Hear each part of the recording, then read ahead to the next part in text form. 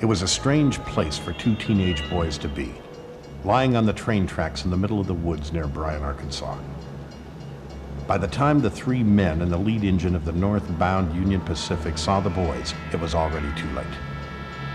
Risking derailment, the engineer threw the mile-long train into emergency and laid down on its horn. Despite the vibration of the tracks, the screeching of metal against metal, and the deafening blast of the horn, the boys didn't move. The train's powerful headlight allowed the engineer, conductor, and brakeman to see that the boys were lying side by side across the tracks in identical positions, their bodies partially covered with a tarp. Moments later, the train overtook the motionless boys. The victims were Don Henry, 16, and Kevin Ives, 17, both of Saline County, Arkansas. They would have started their senior year at Bryan High School the next day. Kevin had spent the night at Don's house, and the two had ventured outside a little after midnight, never to return. Little did anyone know at the time that these two friends had unwittingly stumbled upon an underworld of drug smuggling and government corruption. A cover-up of unbelievable proportions was about to begin.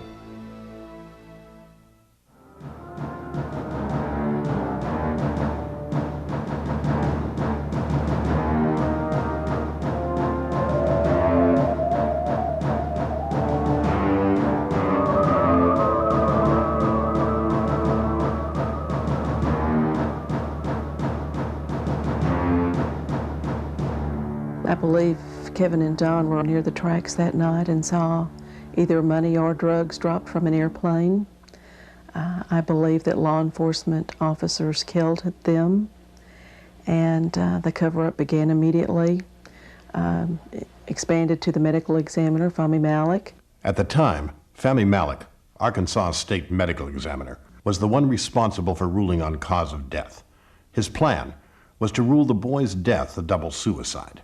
However, after conferring with Jim Steed, Saline County Sheriff, they decided no one would accept such a ruling and changed the cause of death to accidental. We were absolutely puzzled and outraged over the ruling of accidental as a manner of death. We didn't think that the facts supported that ruling, and what we started out to do was just to obtain a second opinion. We met resistance from all fronts, from law enforcement, from the crime lab. We retained an attorney and a private investigator and obtained court orders to get testable samples of everything that they had in order to get a second opinion. And Fahmy Malek refused to obey the court orders. Without any supporting evidence, Malek ruled that the boys had each smoked more than 20 marijuana cigarettes, and in a psychedelic stupor had fallen asleep on the tracks. It was later learned that the state crime lab never even tested for the concentration of marijuana, and in fact, had used a test on the boys' blood which was designed to be used on urine. Outside experts were shocked at the absurd ruling. The family's nightmare battle against the state medical examiner was made more difficult by Governor Clinton's public support of Malek. However, after 13 long months, the parents were finally able to prove what they had believed all along, that the boys had indeed been murdered. 17-year-old Kevin Ives and 16-year-old Don Henry were struck by a train near Alexander.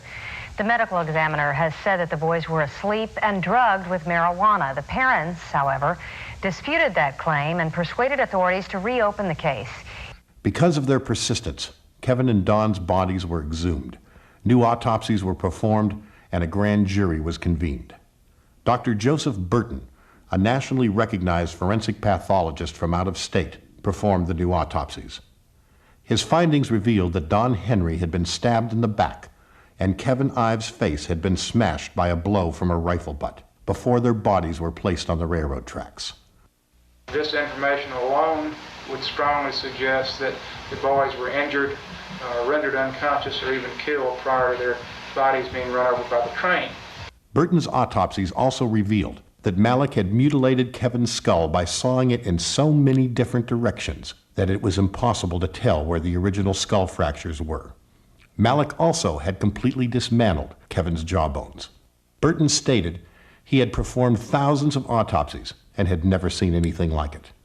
Was Malek trying to hide something? Was there a stab The answer is no, they were not stabbed.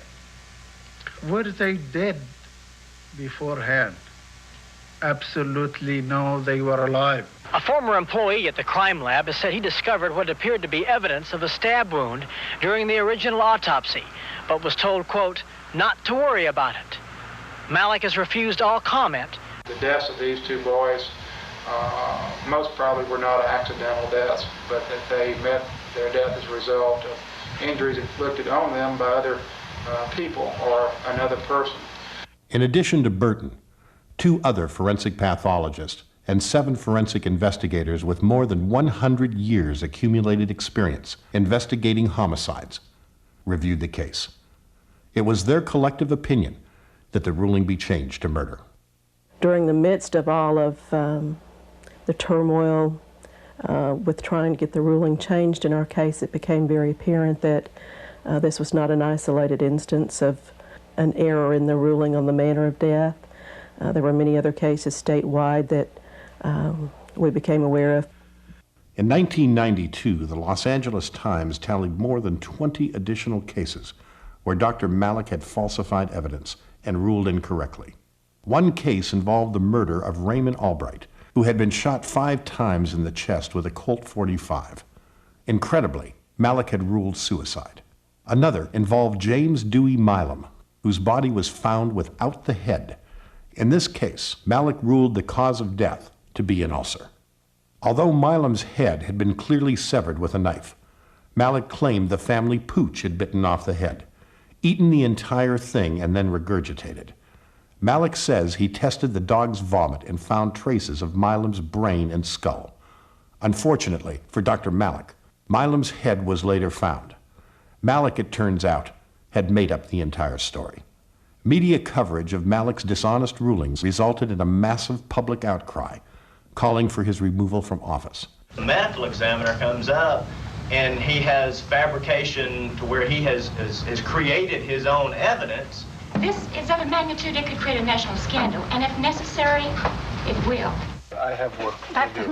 You know me. I have work to do. Yes, Excuse me, please. and Would you you can say that you are honest. Dr. Brown. Lying on his autopsy cases, lying in court. And he's not an honest person. That's why he should be prosecuted. He should be prosecuted. Nevertheless, both Governor Clinton and the Arkansas State Medical Examiner Commission Chairman, Jocelyn Elders, who had the power to remove Malik from office, not only insisted he remain, they gave him a raise. Based on the facts I have, I really feel that Arkansas owes Dr. Malik a great debt and a real apology. Today, the governor was asked if Malik should resign. I don't think that's a decision that I should make based on what I now know. It didn't matter what Malik did, whether it was perjure himself in court, fabricate evidence in murder trials, call coroners murderers. Clinton defended him by excusing it as being stressed out, overworked, and underpaid. His testimony compromised evidence in a lot of felony cases in Arkansas. And it was very transparent that Fahmy Malik had some kind of hold over Bill Clinton. The end result was that he was given a $14,000 raise. It was an absolute insult to my family. Read my lips. I'm not going to comment. I was outraged that protecting a political crony of Clinton's was more important than the fact that 2 young boys had been murdered. Despite the policy of investigating any suspicious death as a homicide until proven otherwise, the Saline County deputy who took control of the scene where Kevin and Don were murdered immediately ordered it worked as an accident. Procedures were never taken to protect the scene and properly collect evidence. We were told to work as an accident, or the investigators were told to work as an accident, and it was not enough time and emphasis put into it right there at the scene. Against all standard police procedures, the back of the train was used as a reference point to record the location of the boys' bodies and possessions. Once the train left, the reference point was lost forever, and the information gathered became totally useless. Our local investigation was headed by our sheriff, Jim Steed. He later went on television bragging about what a thorough investigation he had conducted, and that he felt very sorry for us as parents, but that he had every confidence in Fahmy Malek's ruling. Their investigation was so thorough that they left my son's foot out there for 2 days in plain sight. A number of pieces of evidence collected at the scene eventually turned up missing. Police refused to acknowledge the existence of this gun, even though its collection by police was captured on video. Likewise, all 3 members of the train crew observed a tarp covering the boys' bodies on the tracks prior to the impact. The conductor even showed investigators where the tarp had landed after the impact. Nevertheless, the police denied the tarp's existence. Paramedics. The paramedics? Yeah. Would you repeat that? The paramedics picked up a tarp from the boys. I believe they had it coming down the railroad anyway. They had body bags. Right. Going, walking down through here, picking up different, But separate from the body bag was a tarp. Right.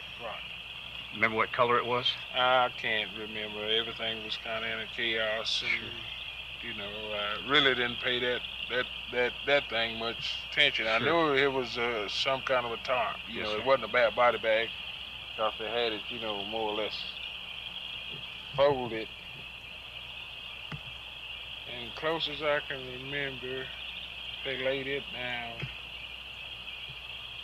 right there. When we began hearing rumors about a tarp covering Kevin and Don on the tracks, we questioned Saline County law enforcement about it. Rick Elmendorf and Chuck Talent sat here in my living room and told us that they were absolutely certain that that was an optical illusion the train crew had seen, that they had conducted tests on their clothing, which would have revealed fibers from a tarp impacted either on the clothing or the bodies themselves. We found out much later that that was a lie. They had never conducted tests on their clothing. And my interpretation of that is that they had some reason to lie. Perhaps were even involved themselves.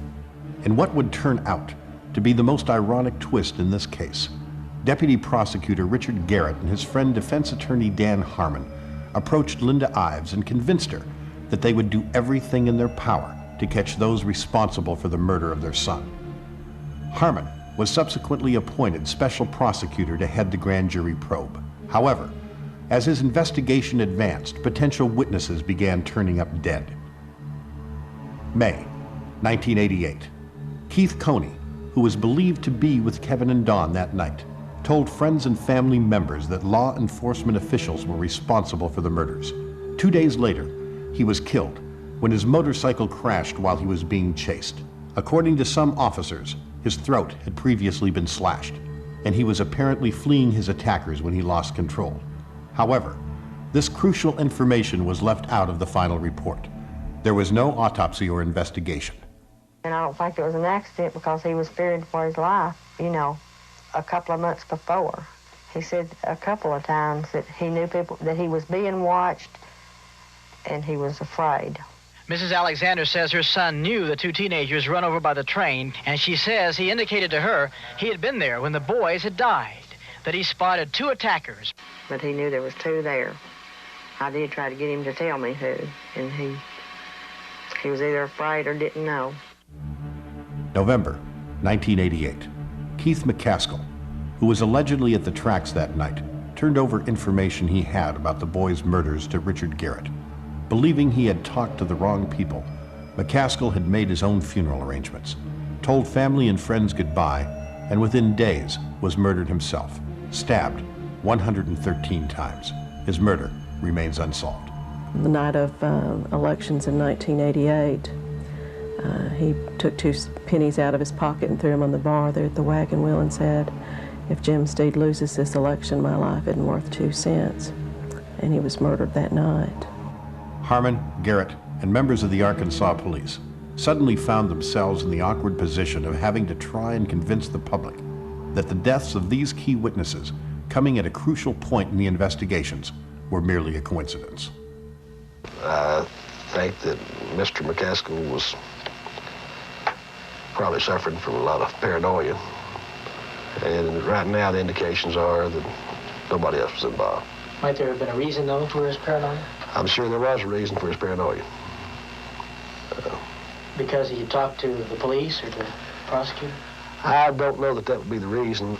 What about the murder? Is it connected at all with the grand jury investigation? Not that we know of. McCaskill was a witness in the Bryant train deaths investigation. Although police haven't ascertained a motive for the murder, they say there's no connection. We link this investigation to the deaths of Don Henry or Kevin Ives, and I don't foresee anything in the pursuance of the rest of this investigation that would be anything that would make me change my mind. Those believing in a massive cover-up by police and elected officials, which included the possible murder of witnesses, watched in horror as the death toll continued to climb. January 1989. Greg Collins, who failed to appear after being subpoenaed to testify before Kevin and Don's grand jury, was killed by a shotgun blast to the face. His murder remains unsolved. March 1989. Booney Bearden, a friend of both Coney and Collins, disappeared. An article of Bearden's clothing was found in the vicinity where an anonymous caller claimed his murder had taken place. His body was never recovered. April 1989. Jeff Rhodes was murdered after telling his family he knew too much about Kevin, Don, and McCaskill's murders. Rhodes had been shot in the head and his remains set on fire in a dump. July 1989. Richard Winters, another grand jury witness, was gunned down during a robbery, which apparently was staged to cover his murder.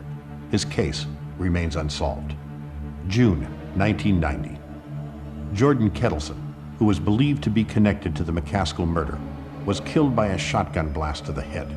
There was no police investigation, and his body was cremated before an autopsy could be performed. June 1995. Mike Samples, another grand jury witness, was shot to death. Sources claim he had been involved in retrieving drugs dropped from airplanes. Authorities have denied any connection between these cases and the murders of Kevin and Don. The people whose testimony might have solved this case years ago have systematically been eliminated. There apparently was a great deal of fear that these people could implicate very powerful players. The 8-month-long grand jury investigation into Kevin and Don's murder came to an abrupt halt December 31st, 1988. Last-minute legal maneuvering by Harmon, Garrett, and presiding judge John Cole prevented the jurors from revealing their findings in the final report. The men and women of the grand jury were sent home frustrated that they had not been allowed to do their job. The Saline County Special Grand Jury has now disbanded. 3 hours ago, it delivered its final report on the deaths of 2 teenage boys. But the grand jury was not allowed to do what it wanted. I know that because you could not repeat in the report much of the testimony that you heard and evidence that you received, that you are somewhat frustrated by it. And that's understandable.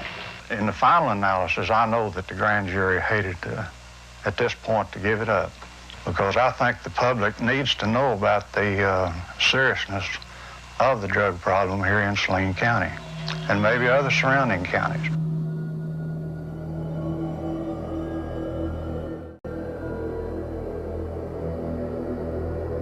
It was now 2.5 years since the incident of the boys on the tracks. Saline County Deputy Prosecutor Gene Duffy was asked to head up the newly created Drug Task Force. The job would require her to investigate drug trafficking in a 3-county area of Arkansas, including Saline County. However, on the day she was appointed, her boss, Prosecutor Gary Arnold, gave her a peculiar command. Gary Arnold came into my office, stood in front of my desk, looked me straight in the face, and said, "Jean, you are not to use the Drug Task Force to investigate any public official." He turned on his heel and marched out. Now, as startling as that statement might sound, I really didn't think that it was going to pose any kind of problem, because at that time I didn't have any indication that there was any public official in our judicial district who was involved in drugs. Almost immediately, Jean's undercover team discovered that a number of public officials in her district were indeed involved in drug trafficking. Gary Arnold's directive had now become a dilemma. Jean couldn't include the information in her reports because Arnold would know she was disobeying orders. Also, in case Arnold himself was involved in the corruption, She didn't want him to have access to this information. There was, however, a solution. I knew at the time that there had been a federal investigation going on for about 9 months into the public official corruption in Saline County, which was being headed by Assistant U.S. Attorney Bob Govar. So Govar seemed to be the likely person to take this information to, which I did, and he was appreciative because it supported the information that he had already been gathering, plus added to and gave him new information to broaden his investigation. Bob Govar had been assigned by U.S. Attorney Chuck Banks to head the Federal Organized Crime and Drug Enforcement Task Force. Govar had already developed substantial information linking public officials to drug activities by the time Gene Duffy's task force was operational. In July of 1990, one of Gene Duffy's undercover officers developed evidence linking the train deaths to public officials and drugs. 3 years had passed since the boys had been killed, and Gene had no way of knowing that her drug task force was about to be shut down for nearly solving Kevin and Don's murders. It didn't occur to me that it was appropriate for our drug task force to reopen the case of the boys on the track until one of my undercover officers came to me and told me that not only was the case drug-related, but it was also solvable. He asked permission to investigate, and I agreed to that and told him that we would take our information then to Bob Govar. Ironically, Dan Harmon and Richard Garrett, the very same men who had conducted the grand jury investigation of Kevin and Don's murders, were two of the main targets of Govar's drug and corruption investigation. Linda Ives, who for years had believed Harmon and Garrett were sincerely trying to solve her son's murder, now realized they were the ones orchestrating the cover-up. We certainly don't have any suspects at this point in time.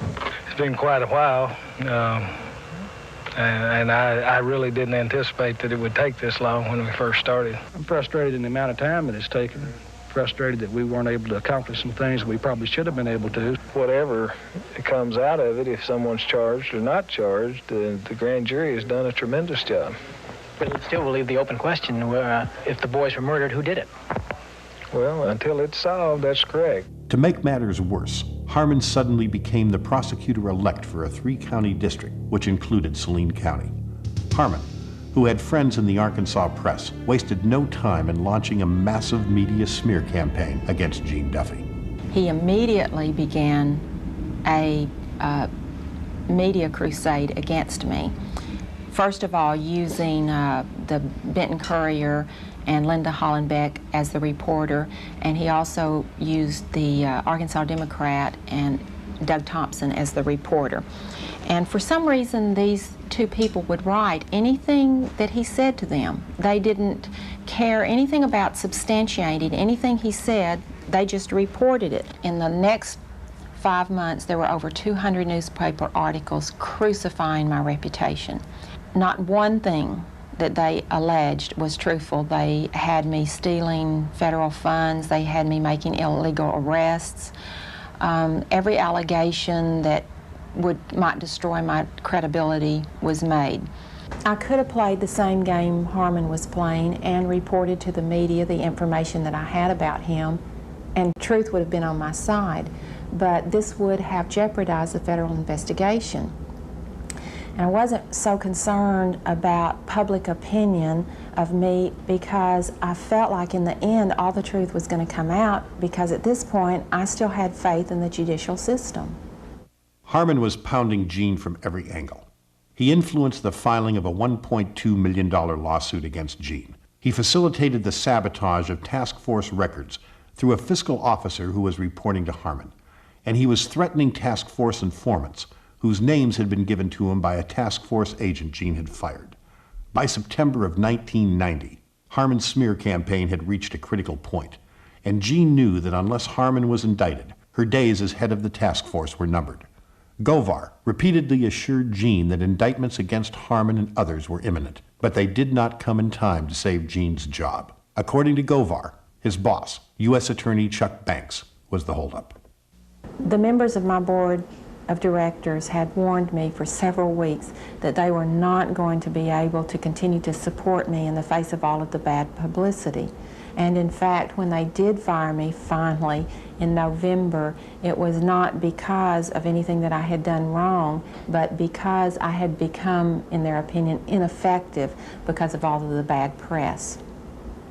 I had 7 undercover officers working for me. They were family men who needed jobs. 5 of them resigned in protest to my firing. Although no longer head of the task force, Jean and the task force officer who had been investigating the train deaths continued to gather evidence. In December of 1990, Jean and her officer went to U.S. Attorney Chuck Banks with their case. This signaled the beginning of the end of the federal investigation. Although Banks promised Jean and her officer they could testify before the grand jury, that never happened. However, several witnesses developed by Jean's task force did testify. One of them was Charlene Wilson, a former girlfriend of both Dan Harmon and convicted drug felon Roger Clinton, Governor Clinton's brother.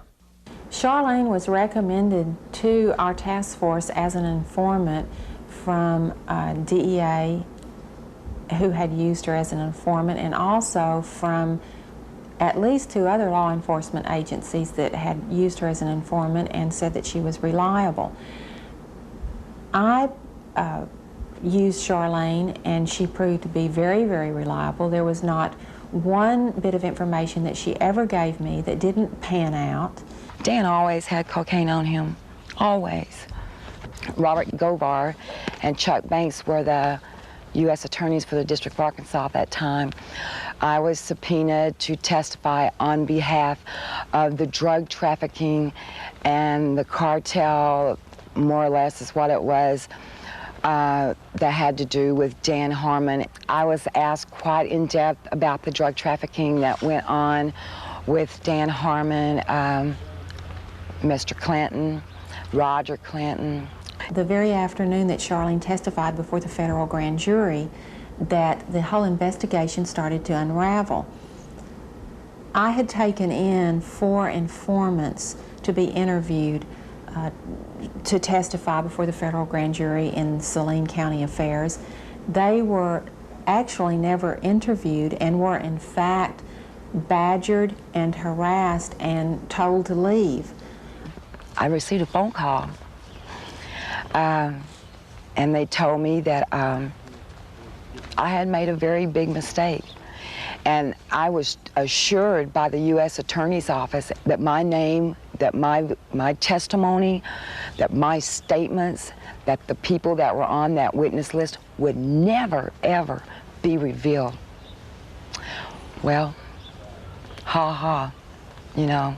Someone in the U.S. Attorney's Office had given Mr. Harmon a list of the effective witnesses, you know. That don't give you a very good feeling. I'm scared of these people. I'm very scared of them. Even with her job and reputation gone, Jean knew too much and was still a threat to Dan Harmon. One of his first acts after taking office as district prosecutor was to call for a grand jury to investigate Jean. The jurors, however, quickly realized Harmon's accusations were untrue and refused to indict her. Harmon's next step was to subpoena Jean and force her to hand over the information she had uncovered about him and other corrupt Arkansas officials. I refused to answer the subpoena because, in the first place, it was absurd for Dan Harmon to be conducting a grand jury investigation against himself. But if I had brought in any information about him, that would have put the very lives, probably, of the informants and witnesses in jeopardy, and I was certainly not willing to do that. If I had gone in and refused to turn any information over to them, I would have been jailed in Hot Spring County. And my mother received a call from a dispatcher in Hot Spring County that said that she overheard a conversation among the officials there that if I were arrested, that I would be killed in Hot Spring County Jail. So I refused to answer, and when Judge Cole issued a felony warrant for my arrest for failing to appear, then I left the jurisdiction. Even though Judge Cole had issued an illegal warrant, there was no one in authority in Arkansas willing to take a stand for Jean. While in hiding and away from her family, Jean waited for the long-promised indictments from the federal grand jury. She knew that once the charges were brought against Dan Harmon and other officials, she would be able to go home and clear her name. This was an especially difficult time for her family, because her children were being followed and her home was under surveillance. Weeks turned into months. Then, without warning, U.S. Attorney Chuck Banks announced that no indictments would be issued and the federal grand jury investigation of Saline County's corruption would be shut down. All public officials under investigation, including Dan Harmon, were cleared of all wrongdoing. Jean was stunned.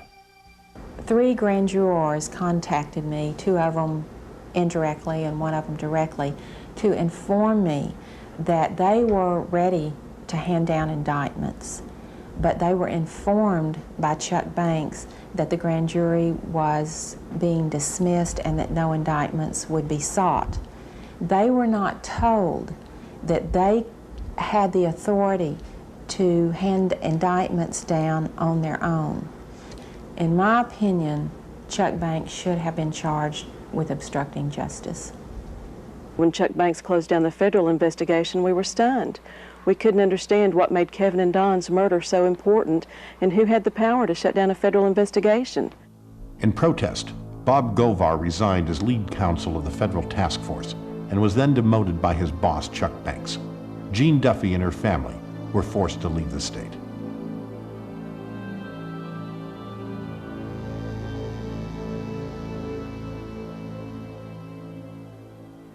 It was now 5.5 years since Kevin and Don's murders. Detective John Brown, a 16-year law enforcement veteran, had moved his family into the Saline County area. The Ives family had asked the new sheriff to reopen the case, and John was given the assignment. However, just like Jean Duffy, John's first day on the job included a peculiar request from his boss. My immediate supervisor, who was a lieutenant over the Saline County Criminal Investigation Division, took me for a ride that lasted approximately 1 hour. During this ride to literally nowhere, it appeared the whole purpose was to tell me to leave the case alone. He said things like, "There's not anything to this. This could have been an accident. It's going to bring you a lot of grief if you continue on and do this." And in the end, he finally said, "You know, John, you really need to leave this alone." John was disturbed by his superior's attitude, and his concern escalated once he began examining the Ives-Henry case file. It had become obvious that once I started going through the case file, it had been robbed of most of the pertinent evidence. No crime scene photographs, a list of evidence was not present, the things you would expect to find. Despite discouragement from his own department, John went forward with the investigation. Beginning at square one, he began tracking down the missing evidence. Several witnesses were contacted, including Charlene Wilson, who by this time was being held at a jail in a neighboring county. I run across a young lady named Charlene Wilson, who told a horror story that I didn't really believe at the time. So I started searching for evidence to substantiate just part of what she had said. Harmon went ballistic. Called, he threatened me, threatened Sheriff Pridgeon, threatened Captain Gene Donham, the chief deputy. All because I talked to this one woman. Charlene believed she had been set up by Dan Harmon in retaliation for her testimony against him. The team of Prosecutor Harmon and Judge Cole managed to convict and sentence her to an unbelievable 30 years in the Arkansas Department of Correction. Guess who arrested her? Dan Harmon. The very guy that she says turned her on to drugs now has her arrested.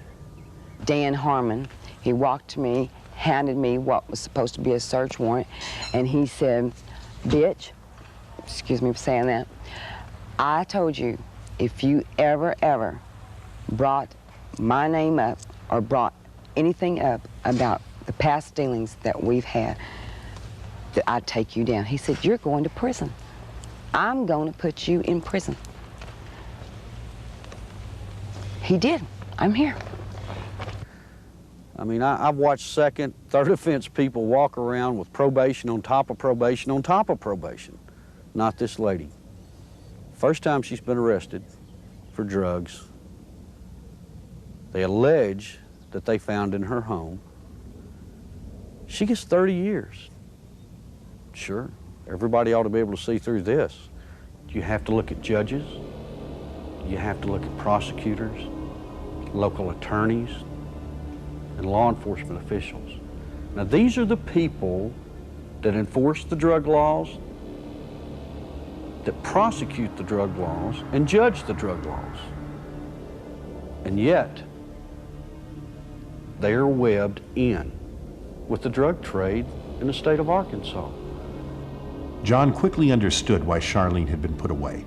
During her sworn deposition, she dropped a bombshell that would later be confirmed by other eyewitnesses. She was with Dan Harmon at the tracks the night Kevin and Don were murdered.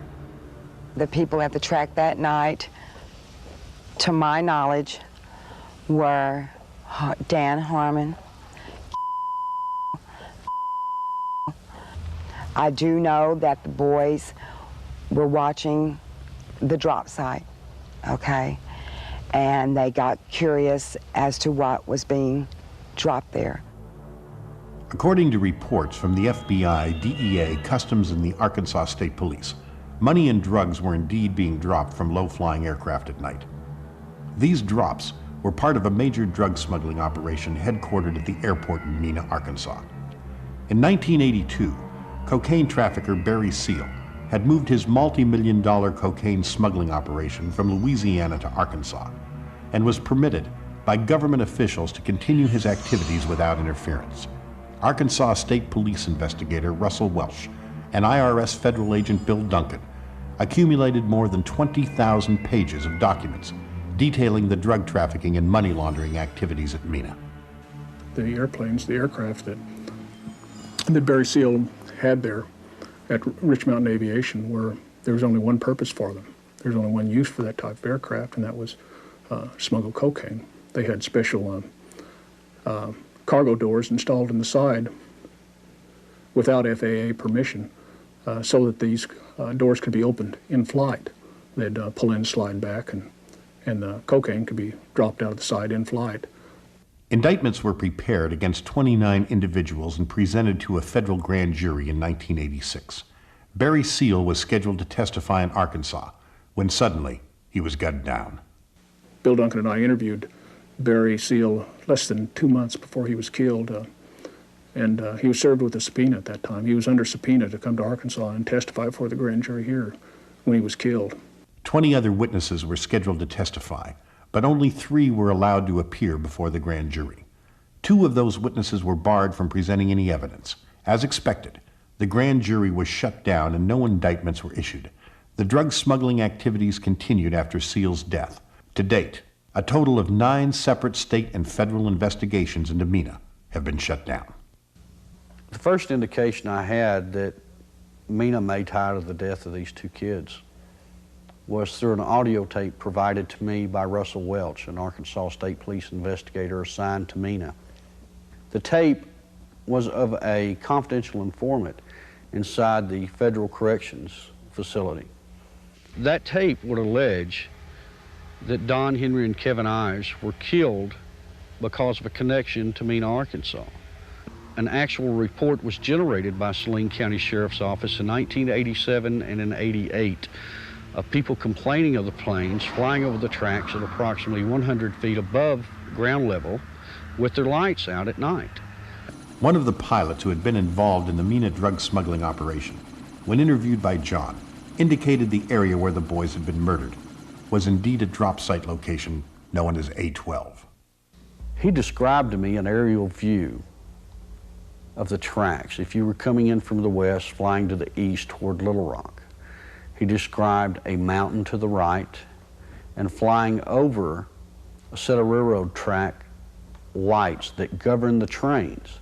The thing about these lights, they stretched across the tracks, the train drove under them. Then he said you could see a runway, a small runway to the left, appeared to be private, and then a beacon on top of a building to the right, and then you would know to make the drop. I have interviewed 5 pilots, 4 of which can verify the A12 location being the tracks just west of Little Rock, Arkansas, where these two kids' bodies were found. Thanks for joining us tonight on American Investigator. This is our final segment, so please make your calls brief. Let's go back to the phones. Jerry in Huntington, Arkansas. Go ahead, you're on the program. Is there any connection, Mr. Brown, between this drug operation in Mena and the death of the two young boys on the railroad track that were murdered and were ruled accidental death by State Medical Examiner Fannie Malik? There have been some allegations, I think is what the caller is talking about, that they had stumbled on an airdrop that was in transit from Mena to Little Rock. Any evidence well, for that? Again, you know, without saying too much, there is going to be some testimony from me that, and it's very little, but there is some connection just that I know of. Now, I was the first investigator that was assigned to that case of the boys' deaths and was taken off of it, so you can make your inference and go from there on it, but it's something that is going to resurface. It was a tragic event.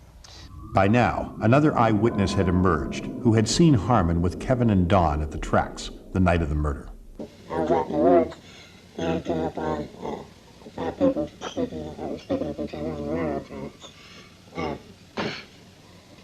One of them I definitely recognized as Dan Harmon. The rest of them are not as positive, but I'm definitely 100% sure one was Dan Harmon. And they stood there talking for about 20 minutes, and then I noticed two more people, Kevin and Dawn, walking down the railroad tracks. They noticed that there was someone else on the tracks and stopped, hesitated. After confirming the truthfulness of the witness, the FBI offered to place the witness in protective custody and instructed John to turn over all of his information to them, promising to solve the case before the end of 1994. The FBI also stated that Chuck Banks would be charged with obstruction of justice, which prompted Gene Duffy to come out of hiding. In June of 1994, Gene and John Brown met for the first time. During that meeting, she would share with me all of her files. At that time, I realized why I had not been allowed to look at the 1990 federal grand jury investigation that was conducted during the time frame she was still in Arkansas. It was then I realized why she was really run out of town. It was real shocking to find out that what Gene Duffy found in 1990 were the same things I was finding in 1994. Drug trafficking that involved political figures, law enforcement officers, involved in the cover-ups of deaths. 4 years later, separately and independently from anything she ever done, I tracked almost the same thing identical that she did. Right straight to law enforcement personnel, right straight to the state capitol. At the Arkansas State Capitol, Governor Clinton shared an adjoining office with state drug czar Robert Shepard. Shepard, a former sheriff from Dan Harmon's district, was appointed by Clinton to lead Arkansas's so-called war on drugs. On at least 3 occasions, Shepard attempted to suppress investigations into Kevin and Dawn's murders. In 1990, Shepard paid a visit to U.S. Attorney Chuck Banks to persuade him that Gene Duffy should be ignored. In 1993, Shepard told John Brown that his career would be better off if he concentrated his efforts elsewhere. And in 1995, FBI agent Phyllis Cornyn reported that Shepard had attempted to interfere with the case. The fact is, we know who killed these kids. The problem is now, how long are we going to wait?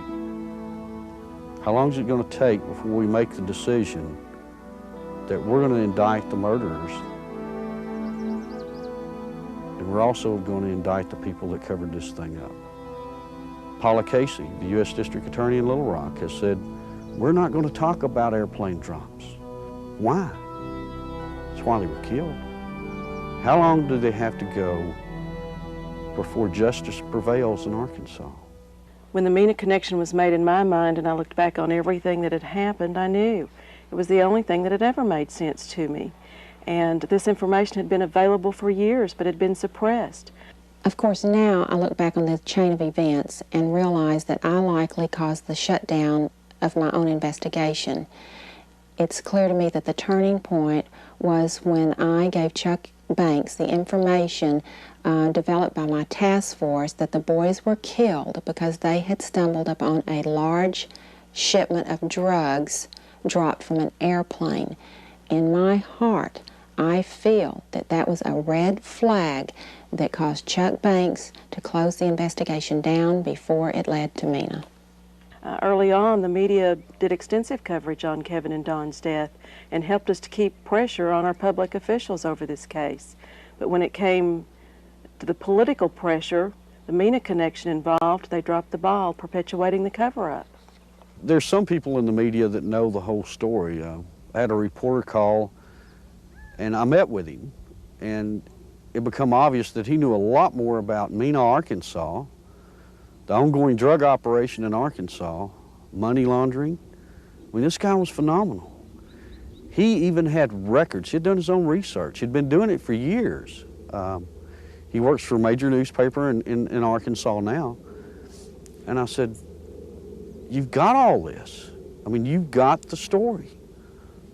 Why don't you print it? And he said, do you really think they'd let me print this? He said, there's no way, John. And freedom of speech is supposed to be alive and well. And this man tells me he can't print the truth. It was now more than 8 years since the incident on the tracks. The pieces of the puzzle had finally come together. Eyewitnesses had implicated several people in the murders and subsequent cover-up, including prosecutor Dan Harmon, deputy prosecutor Richard Garrett, Sheriff Jim Steed, and officers Jay Campbell, Kirk Lane, and Danny Allen. Throughout his career, Dan Harmon has been protected by the powerful and corrupt in Arkansas. In 1990, he was arrested on 4 misdemeanor counts of tax evasion. At his arraignment, he was ordered to take a routine drug test which would have allowed him to go free. He refused and spent 18 days in jail. Harmon was later convicted of one of the charges and was sentenced by the notorious U.S. District Judge Henry Woods to 1 year probation, the absolute minimum allowed. As a result of his conviction, Harmon's law license was suspended.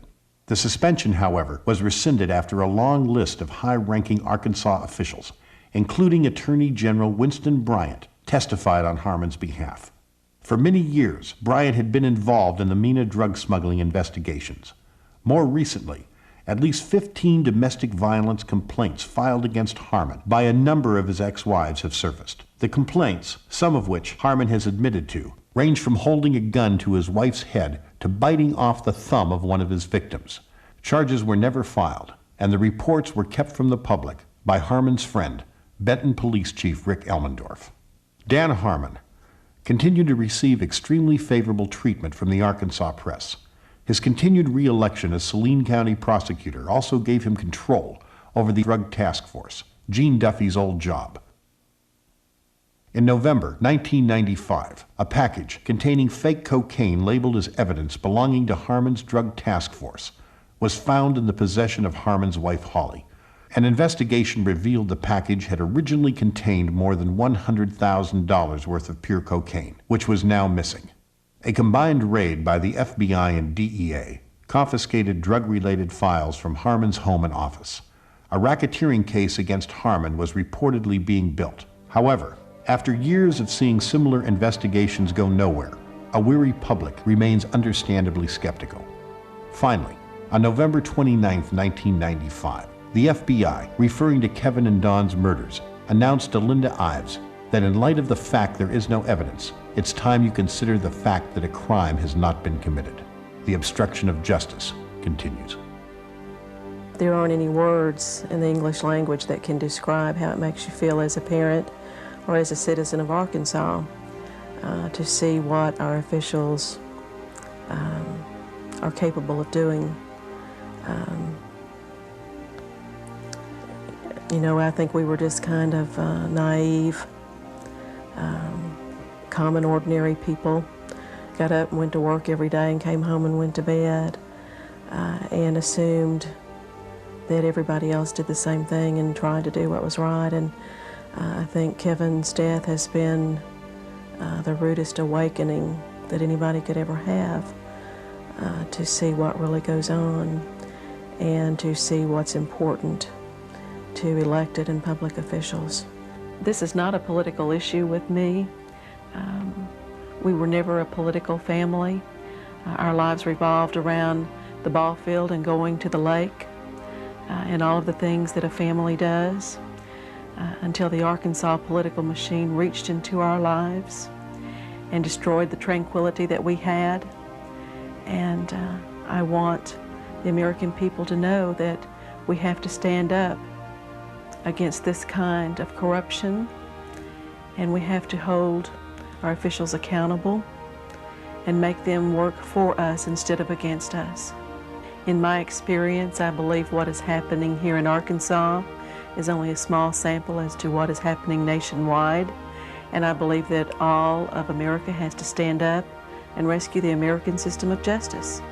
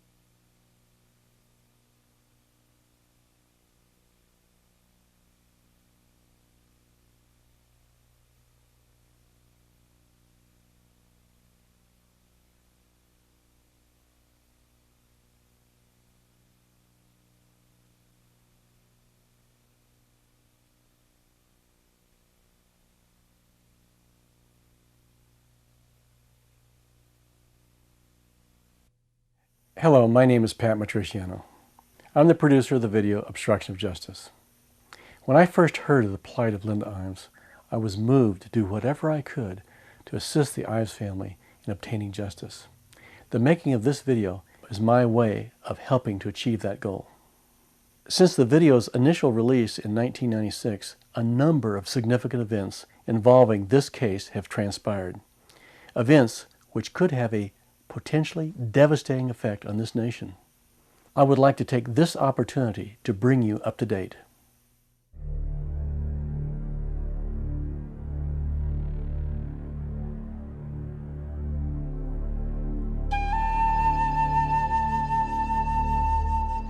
After nearly a decade of character assassination by Dan Harmon and members of the Arkansas media, Gene Duffy was finally vindicated. It became obvious that she had been telling the truth all along when on May 13, 1997, Harmon was convicted in federal court on a number of charges, including drug trafficking, extortion, abuse of power, and racketeering. The racketeering charge was an indication Harmon had been involved in organized crime.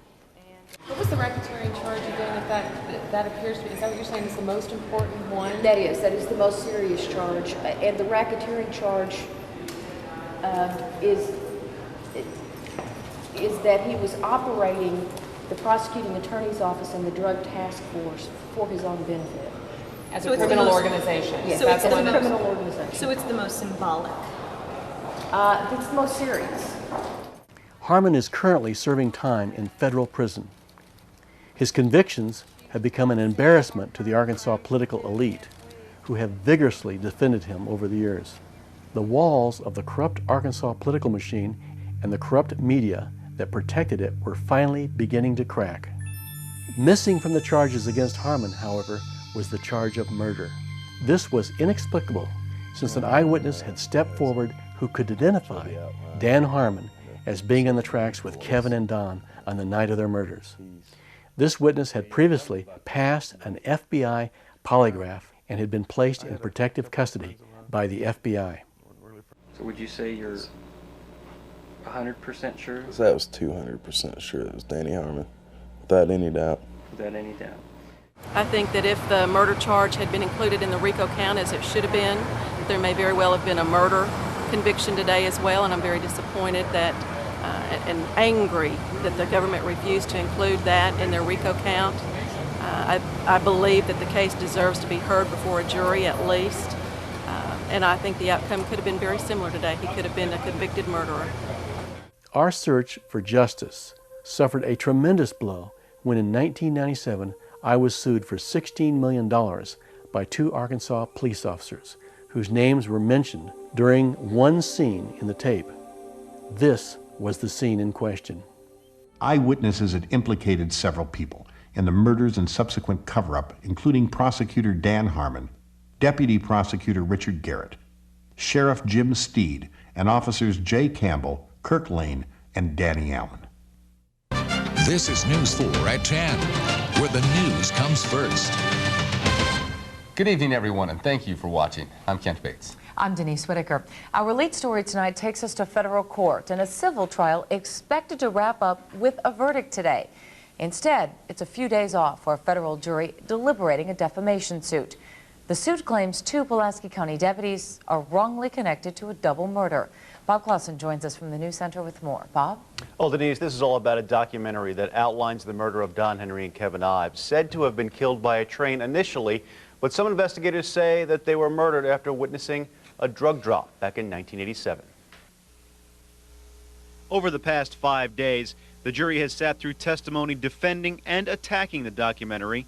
Tonight at issue, did the documentary's producer wrongly attach Lieutenant Jay Campbell and Lieutenant Kirk Lane to the alleged crime, and should they receive compensation? If we lose this suit, this is not a blow just to us. We're just little people. It is a blow to everybody that's in the media. Every television station, every video producer, every movie maker is going to be held accountable in a way that is very dangerous. Regardless, their attorney says that their reputations have been seriously damaged by the allegations. Now, some people are convinced the young men were killed by law enforcement and that a cover-up began immediately. However, that has never been proven, and that is not the issue before the jury. This is a civil trial. Both men have said that money is not the issue here. They say that they want to be disconnected from the allegations that they played a role in the death of 2 young men. Bob, thank you. Officers Jay Campbell and Kirk Lane filed a lawsuit in the U.S. District Court against myself and my company. The star witness for their side turned out to be none other than Detective John Brown. While under oath, John Brown perjured himself by claiming he'd warned me not to use Campbell or Lane's names in the video.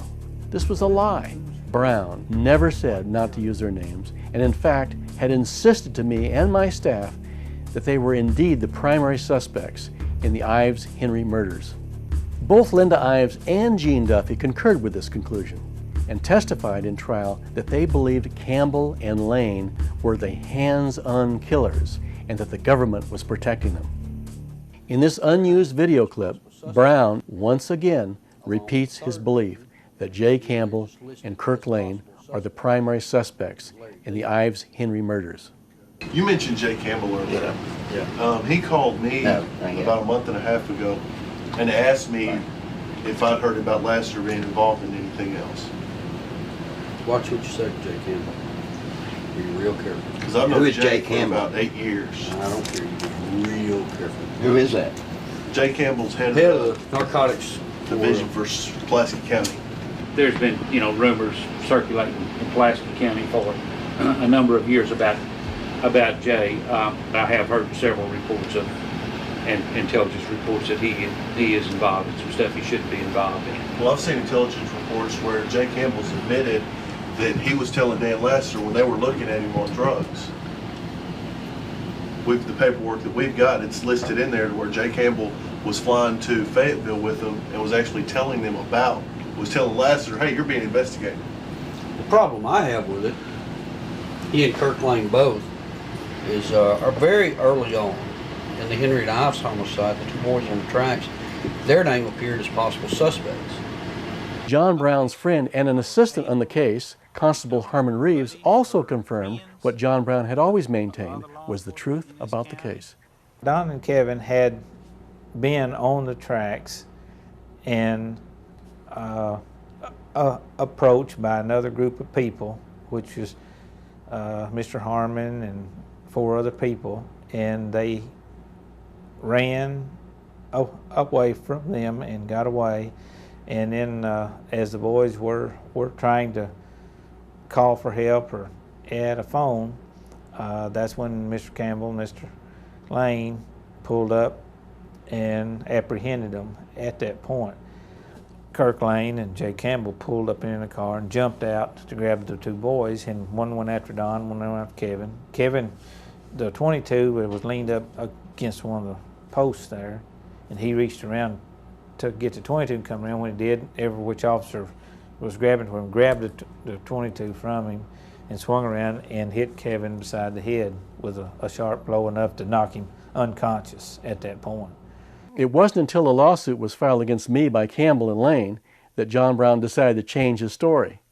Before I even knew I was being sued, Brown had met with Campbell and his attorney and had filed a false affidavit stating he had been edited out of context. However, not one instance of Brown being edited out of context could be found. In fact, John Brown had previously given his approval over the content of the finished video, commended my staff a number of times for their work in the video, promoted the video on scores of radio programs, ordered more than 300 copies of the video, which he sold for profit, and used the video as part of an unsuccessful campaign for sheriff. John Brown had succeeded in doing what Dan Harmon, Chuck Banks, and the FBI had done a decade before. That is, to win the trust of Linda Ives, to take charge of the investigation, and then to systematically destroy it. Much of the evidence supporting our case was barred from the courtroom by the judge, including testimony concerning the disappearance of an eyewitness who could identify Campbell and Lane as the killers. Also barred were state police reports describing intimidation and violence by Campbell and Lane against witnesses in other cases. A number of character witnesses testified on behalf of Campbell and Lane, detailing what great guys, caring people, and trusted officers they were. However, as with Dan Harmon before them, these witnesses turned out to be wrong. Following my trial, Campbell was fired by the Pulaski County Sheriff's Department for intimidating and blacklisting fellow officers and for falsifying reports. One of the character witnesses who testified on behalf of Campbell, that is FBI agent Mike Smith, was not allowed to be impeached or cross-examined by our attorney regarding his bias, prejudice, and conflict of interest.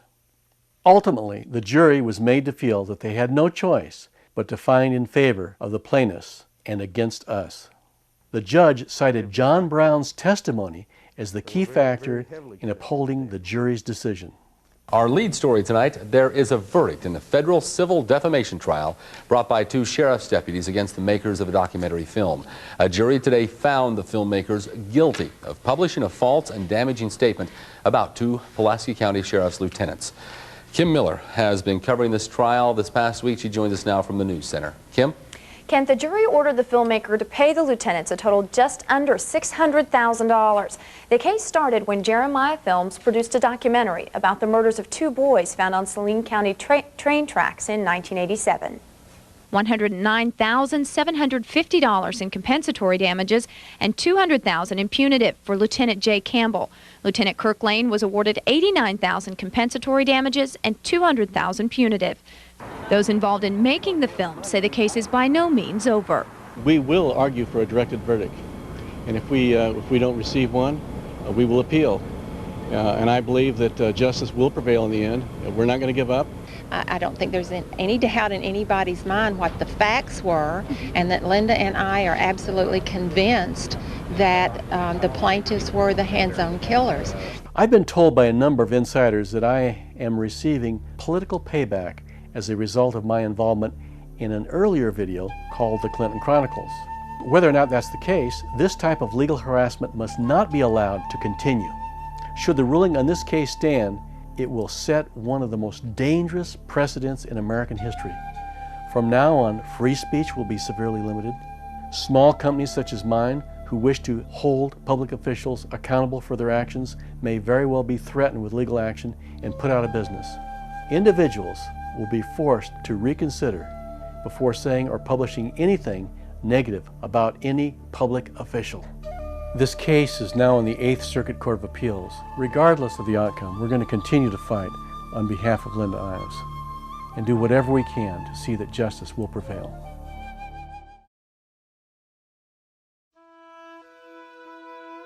Since the finding against the producer of obstruction of justice, Pat Matriciana, Jeremiah Films, and Citizens for Honest Government, that finding has now been reversed by the United States Court of Appeals, 8th District, by a unanimous vote of all judges, dismissing all claims by Jay Campbell and Kirk Lane, and finding in favor of Pat Matriciana, Jeremiah Films, and Citizens for Honest Government. The First Amendment has been upheld. I will tell you, Director Deutsch, as a former Los Angeles police narcotics detective, that the agency has dealt drugs throughout this country for a long time.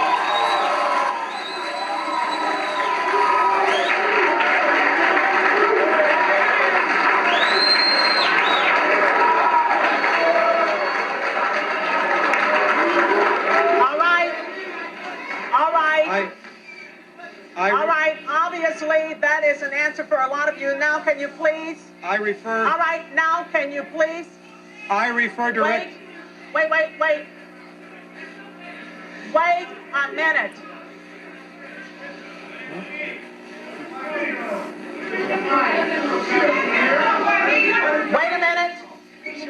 Wait a minute here.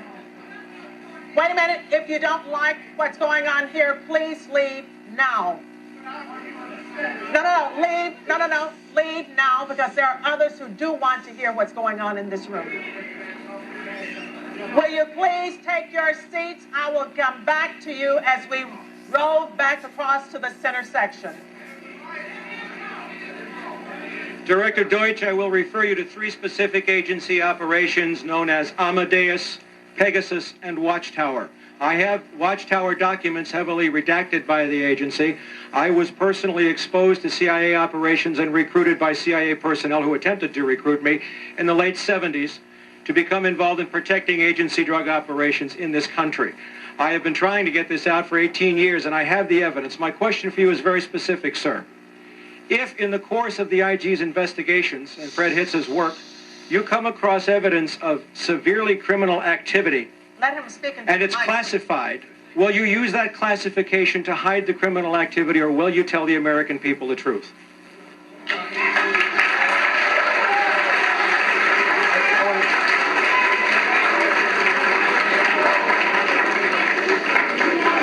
All right, you want to hear the response first from Congressman Julian Dixon and then from the director. Wait a minute. From your, I'm sorry, sir. I will allow the director to speak first and then Congressman Julian Dixon.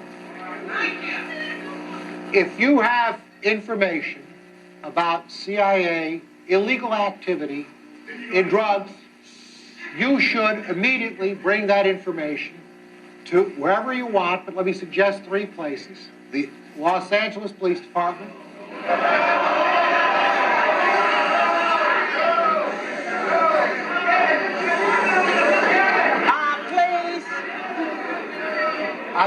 I'm sorry, others want to hear this answer. I am sorry, others want to hear this answer. It is your choice, the Los Angeles Police Department, the Inspector General, or office of one of your Congress persons from this. 18 years ago, sir, and I got shot at for it. Wait a minute, sir. Wait a minute, sir. And? Sir, you have not gotten the mic yet. You are not. But wait a minute, then don't speak out of turn. Let me say something else. If this information turns up wrongdoing, we will bring the people to justice and make them accountable. All right, Congressman Dixon. Thank you, sir, for coming. Wait a minute here. I thought you did not want to be here, but now that you are here, please let us hear and listen. Thank you very much. Sir, I want to thank you for coming. You were at the last meeting. The staff probably had the spelling of your name wrong, but we would like to talk to you. We have been looking for a couple of days for you, and we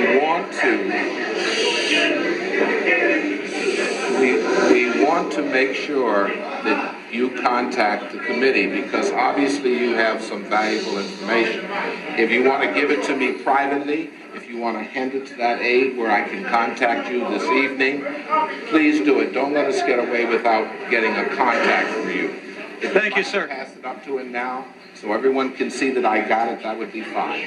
Thank you, sir. And for the record, Please keep the noise down so that we can hear and we can get answers. For the record, my name is Mike Ruppert, R-U-P-P-E-R-T. I did bring this information out 18 years ago, and I got shot at and forced out of LAPD because of it. I've been on the record for 18 years nonstop, and I'll be happy to give you, Congressman, anything that I have. Thank you, Mr. Ruppert.